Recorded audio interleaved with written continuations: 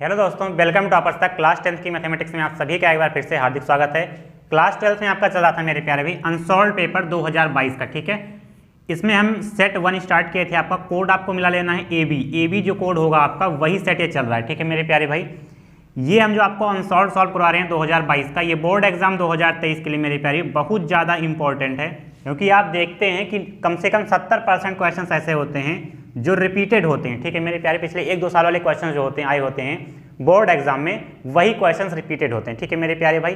तो मैं आपको 2022 का अनसॉल्व पेपर सॉल्व करा रहा हूँ। यहाँ से जो क्वेश्चन 2023 में आपको देखने को मिलेंगे 100% गारंटी, ठीक है मेरे प्यारे भाई। तो आपको कोड मिला लेना है, कोई भी आपका सेट हो, किसी भी कंपनी का, ठीक है, सेट हो, कोड आपको मिला लेना है, AB कोड है। और हमने यहाँ के जो आपका सेट 1 स्टार्ट किया था, इसके जो 2 क्वेश्चन तक, ठीक है, जो आपका 2 खंड 2 तक है वो हो रखा है। आज हम खंड तीसरे से स्टार्ट करेंगे। जितने क्वेश्चंस हो पाएंगे मैं आपको पूरा का पूरा डिफाइन करके बताऊंगा, ठीक है, क्योंकि इंपॉर्टेंट है। बोर्ड एग्जाम 2023 में यहाँ से क्वेश्चंस आ सकते हैं, ये 100% गारंटी है, ठीक है। तो बिना किसी देरी के चलिए अपने क्वेश्चंस को शुरुआत कर लेते हैं। आइए दोस्तों, क्वेश्चन नंबर तीसरे का पहला क्वेश्चन स्टार्ट करते हैं। तीसरे का नंबर, ठीक है, कह रहा है कि अभाज्य गुणनखंड विधि द्वारा 96 और 404 का HCF और LCM ज्ञात करना, ठीक है मेरे प्यारे भाई। देखिए क्वेश्चन बहुत आसान है। यहाँ पर आपको अभाज्य गुणनखंड विधि से आपको 96 और 404 का HCF और LCM निकालना है। तो सबसे पहले आप अभाज्य गुणनखंड करें, ठीक है। तो अभाज्य गुणनखंड विधि आपको लिख लेना है, अभाज्य गुणनखंड विधि, अभाज्य गुणनखंड विधि, ठीक है मेरे प्यारे भाई। अब देखो यहाँ पर अभाज्य गुणनखंड विधि से आपको करना है तो 96 का 96 का आपको क्या करना है, प्राइम फैक्टराइजेशन करना है, अभाज्य गुणनखंड करना है। तो यहाँ पर देखो 2 से कट रहा है, तो 2 चौके 8, एक इसमें चला गया, 2 8 16 48 हो गया। फिर 2 से कटेगा, 2 दूनाई 4 हो जाएगा, 2 चौके 8 हो जाएगा। फिर 2 से कटेगा, 2 1 कम 2, 2 दूनाई 4 हो जाएगा। फिर 2 छक 12 और ये आपका हो जाएगा 2 तिहाई 6 और ये आपका कट जाएगा 3 1 कम 3 से, ठीक है। अब आपका 404 है, 404 का भी अभाज्य गुणनखंड करना है। तो देखो ये 2 से कट रहा है पहले, तो ये 202 हो जाएगा। फिर 2 से कटेगा ये, तो 2 1 कम 2 0, 2 1 कम 2 101 हो गया। अब 101 किसी से नहीं कटेगा, सेल्फ से कटेगा, तो 101 क्या हो जाएगा, एक बार जाएगा, तो ये हो गया 101, ठीक है मेरी प्यारी भी। 101 1 कम 101 हो गया। अब क्या करना है आपको, अब हम करेंगे कि यहाँ पर आपको लिख लेना है, अतः जो 96 के जो अभाज्य गुणनखंड है वो क्या है। देखो 2 कितनी बार है, 1 2 3 4 5, तो 2 2 की पावर 5 बार लिख लेंगे और एक आपका 3 बचता है, 3 एक बार है, तो ऐसे लिख लेते हैं।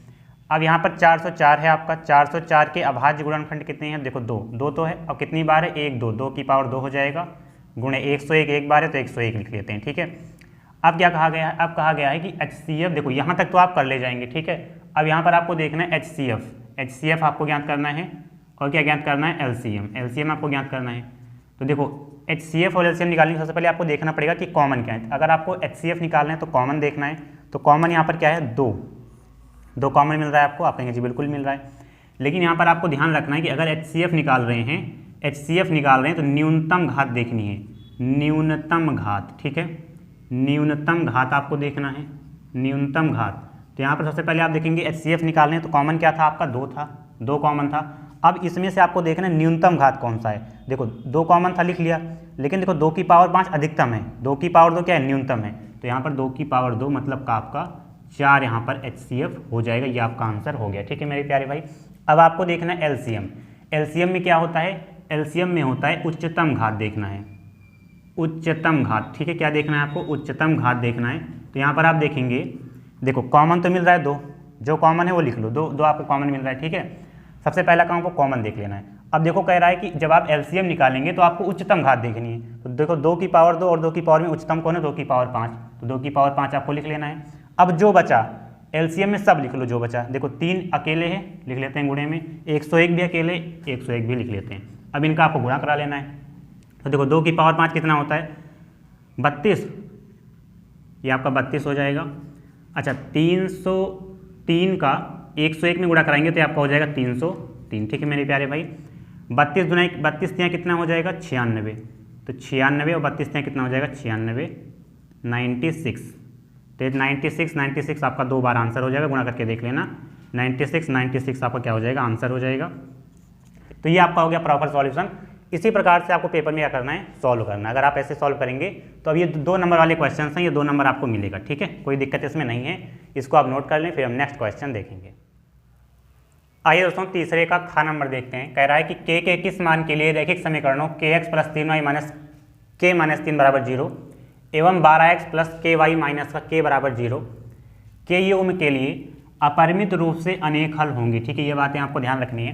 देखो यहाँ पर सबसे पहले दिया क्या गया है, आपको यहाँ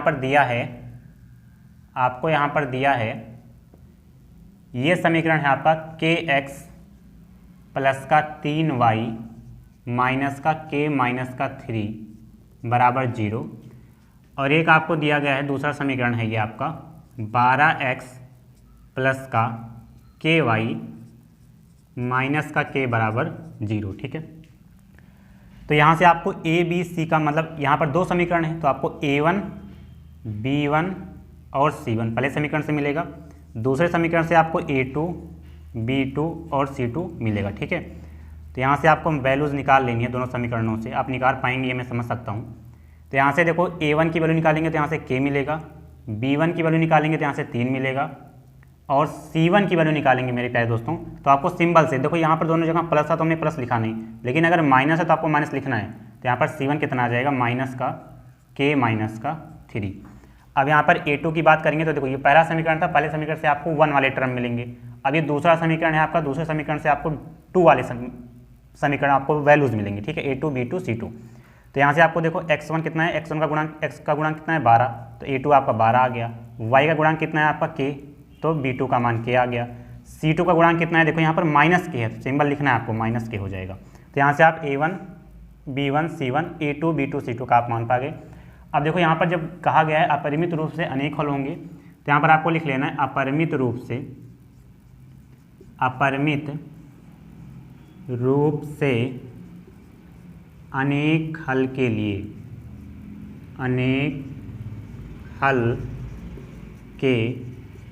क्या कंडीशन होती है कि A1 अपॉन में B1 A1 अपॉन में A2 बराबर B1 अपॉन में B2 बराबर C1 अपॉन में C2, ये कंडीशन आपकी होती है। अब आपको यहाँ पर वैल्यूज़ रख देना है केवल।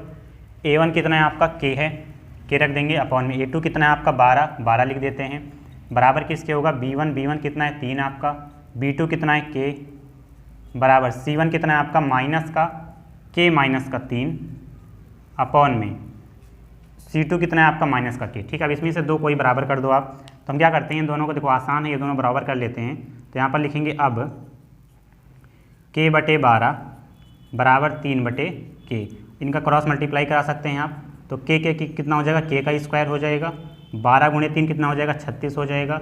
यहाँ से K बराबर कितना हो जाएगा, रूट के अंदर ये 36 आ जाएगा। ठीक है मेरे प्यारे भाई, जब आप वर्गमूल लेंगे बाहर निकालेंगे 36 को कितना आ जाएगा +-6, यही आपका आंसर हो जाएगा। ठीक है, तो ये आपका आंसर हो गया मेरे प्यारे +-6। तो ये देखो दो क्वेश्चन आपके हो गए। ठीक है मेरे प्यारे दोस्तों, अगर आपको ये सभी क्वेश्चन समझ में आ रहे हैं ना, अपने दोस्तों का शेयर भी करते रहे, इससे वो भी आएंगे तो पढ़ने में और मज़ा आएगा। ठीक है, इसको आप नोट कर लें, फिर हम नेक्स्ट क्वेश्चन देखेंगे।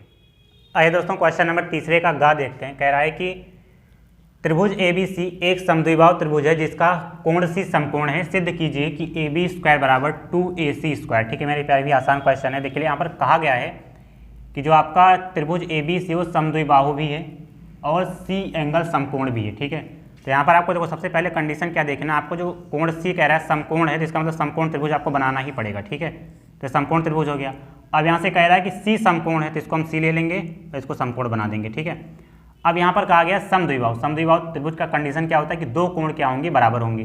तो मान लेते हैं ये दोनों कोण क्या आपस में बराबर है। ठीक बात है, ये A हो गया, ये C हो गया, तो ये त्रिभुज कैसा हो गया, समद्विबाहु और समकोण। तो त्रिभुज जो आपका है ये समकोण भी है व समद्विबाहु त्रिभुज भी है। ठीक है मेरे प्यारे भाई, क्या है आपका समद्विबाहु त्रिभुज भी है, इसमें कोई दिक्कत आपको नहीं है। अब क्या करेंगे, अब हम करेंगे कि यहाँ पर आपको कह रहा है ना कि ये जो प्रूफ क्या करना है, देखो यहाँ पर एक चीज़ कहा गया है कि समद्विबाहु, इसका मतलब क्या है कि जो आपका AC है वो किसके बराबर है, ये C नहीं ये B हो जाएगा आपका। ठीक है, क्या है आपका B, तो AC जो है वो BC के बराबर है।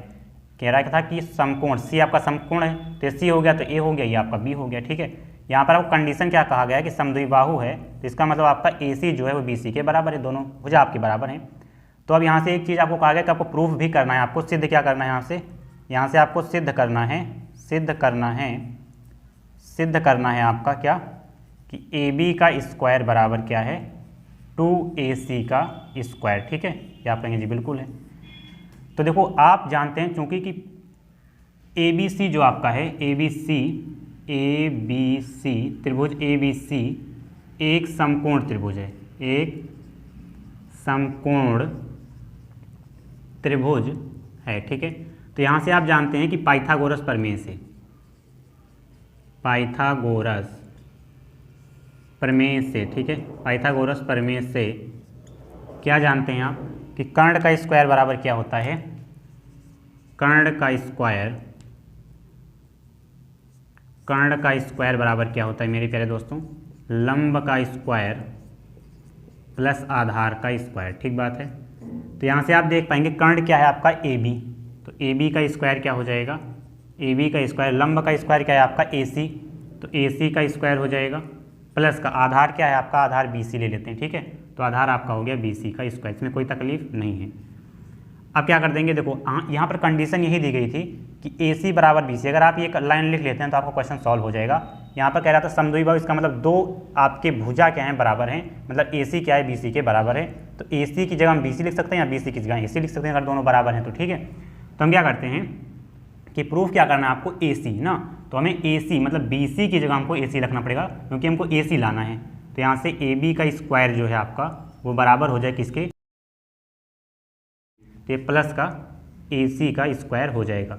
अब दो बार लिखा गया तो क्या हो जाएगा, जुड़ जाएगा, AC का स्क्वायर प्लस AC का स्क्वायर तो हो जाएगा 2AC का स्क्वायर। ठीक है मेरे प्यारे भाई, और यही चीज़ आपको प्रूफ करना था कि AB का स्क्वायर बराबर 2AC का स्क्वायर, AB का स्क्वायर बराबर 2AC का स्क्वायर, ब्रैकेट आप लगाएं या ना लगाएं। ठीक बात है, तो ये आपका प्रूफ हो गया और यही चीज़ आपको प्रूफ करनी थी, तो आपको क्या हो गया मेरे प्यारे भाई, सिद्ध हो गया। ठीक है, तो ये क्वेश्चन आपको समझ में आया होगा हमें लगता है, क्योंकि क्वेश्चन आसान था। ठीक है, बस आपको क्या करना है, अगर ये लाइन देखो पाइथागोरस प्रमेय तो लगेगा ही लगेगा, क्योंकि आपको संपूर्ण त्रिभुज अगर मिल गया तो यहाँ पर एक काम लगता है, लेकिन अगर आप ये लाइन निकाल ले गए कि AC बराबर BC तो आपका काम हो जाएगा। ठीक है, तो ये क्वेश्चन आप नोट कर सकते हैं, फिर हम नेक्स्ट क्वेश्चन देखेंगे।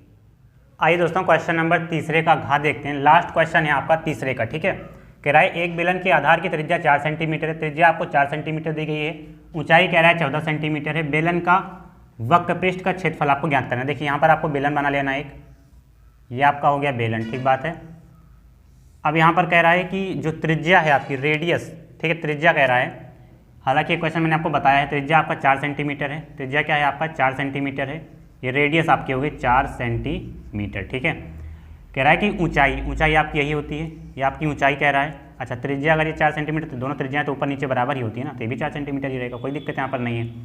हाइट कह रहा है आपका 14 सेंटीमीटर, 14 सेंटीमीटर। ठीक है, अब यहाँ से कह रहा है कि बेलन का वक्र पृष्ठ का क्षेत्रफल ज्ञात करना है, तो आपको पता है कि बेलन का वक्र पृष्ठीय क्षेत्रफल क्या होता है, वक्र पृष्ठीय क्षेत्रफल आपका होता है 2πr/h। ठीक है, तो यहाँ पर 2 लिख लेना है, पाई का मान आपका होता है 22/7, 22/7 लिख लेना है, r आपकी त्रिज्या है 4, ये लिख लेना है, h आपकी हाइट है, ऊंचाई 14, 14 लिख लेना है। देखो 7 एक कम 7, 7 दूनाई 14, तो यहाँ पर हो गया 4 दूनाई 8, 8 दूनाई 16, तो 16 हो गया, गुणे में 22 हो गया, और 16 दूनाई 32 के 2 आ जाएगा, कैरी 3 आएगा, 16 दूनाई 32, 3 35, तो 352 सेंटीमीटर स्क्वायर। क्योंकि अब देखो अगर आप वक्र पृष्ठीय क्षेत्रफल निकाल रहे हैं या संपूर्ण पृष्ठ का क्षेत्रफल निकाल रहे हैं तो सेंटीमीटर स्क्वायर में होगा। ठीक है, अगर आयतन निकालते तो क्यूब में हो जाता, क्योंकि सभी आपके जो डाटा हैं वो सेंटीमीटर में दिए गए हैं तो सेंटीमीटर, और आप वक्र पृष्ठ का क्षेत्रफल निकाल रहे हैं तो क्या हो जाएगा, स्क्वायर हो जाएगा। यही मेरे प्यारे भी आपका फाइनल आंसर हो जाएगा। ठीक बात है। तो आज के लिए हम देखो हम एक एक पार्ट में क्या करते हैं, एक एक वीडियो में आपको एक एक पार्ट बताते हैं। पहले क्वेश्चन के जितने पार्ट थे हमने बताए, दूसरे क्वेश्चन के जितने पार्ट थे वो एक वीडियो में बताए। आज हमने तीसरे क्वेश्चन के जो पार्ट आपके थे वो खत्म कर दिया। ठीक है, आपका सेट याद कर लेना, AB सेट 1 का AB कोड आपका चल रहा है। नेक्स्ट क्लास में जो आपका 4 नंबर वाले जितने पार्ट होंगे वो कंप्लीट करेंगे, एक एक दिन में आपके एक एक पार्ट कंप्लीट हो जाएंगे। ठीक है, आने वाले 3 से 4 दिन में एक सेट आपका कंप्लीट हो जाएगा, इसमें कोई तकलीफ नहीं है। आज के लिए हम इतना ही रखते हैं। अगर आप सभी को ये सभी क्वेश्चन समझ में आए हैं तो अगर आप नए स्टूडेंट हैं तो सब्सक्राइब वगैरह जरूर कर लेना, अपने दोस्तों के साथ शेयर भी करना, इससे और भी स्टूडेंट जुड़ेंगे तो हमें और मज़ा आएगा और मैं आपको रेगुलर वीडियो प्रोवाइड करा पाऊंगा। ठीक है, तो सब्सक्राइब कर लेना, अपने दोस्तों का शेयर भी कर देना। कोई दिक्कत प्रॉब्लम परेशानी है तो कमेंट सेक्शन में आप जरूर बताना। थैंक यू भाई, आज के लिए आप सभी आए, बहुत बहुत धन्यवाद आपका।